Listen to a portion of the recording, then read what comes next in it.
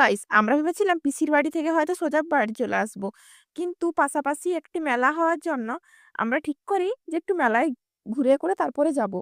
এরপর আমরা চলে যাই মেলার দিকে। মেলার খোঁজ করতে করতে মানে একদিকে মেলা বসেছে, একদিকে ঠাকুর আছে, মানে একদম কনফিউজিং একটা ব্যাপার। তো ফার্স্টে ভাবা হলো যে তাহলে ঠাকুর দেখে তারপর বাড়ি চলে আসবো, কিন্তু তারপর আবার ভাবা হলো একটু মেলাটাও তো একটু ঘুরে নেই। তারপরে মেলার দিকে ঢুকে গেলাম। মেলার দিকে গিয়ে দেখি প্রায় সমস্ত দোকানগুলোই বন্ধ ছিল। দেখি একটা কাপের দোকান খোলা ছিল, এখানে তাই এই কাপের দোকানটায় মা বৌদিরা কাপ বাছতে থাকে। এবং আমরা যাই যেখানে আমার এই এই যে এই কাটা কাটা ধরনের ক্লিপগুলো খুব পছন্দ হয়। এটার নাম কি আমি জানি না, তোমরা যদি কেউ জেনে থাকো আমাকে কমেন্ট করে জানিও।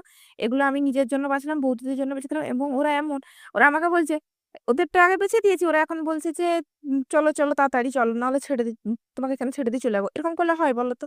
তারপরে একটা হারের দোকানে যাই, এইখানে আমার এই হারটা খুব পছন্দ হয়, হারটার দাম বলছে 130 টাকা। কিন্তু হারটা অনুযায়ী দামটা যেন একটু বেশি বলে মনে হচ্ছে, কিন্তু যাই হোক পছন্দ হয়েছে মানে নিতে তো হবেই। তারপরে আমি চলে গেলাম আবার জামা কাপড়ের দোকানে। জামা কাপড়ের দোকানে যাবো না সেটা তো হতে পারে, গেছি কিন্তু কিছু কিনিনি। আর এরপর ভিডিওটা এখানেই শেষ করলাম। যদি এরকম ধরনের আরো ভিডিও তোমরা পেতে চাও, please like comment and subscribe.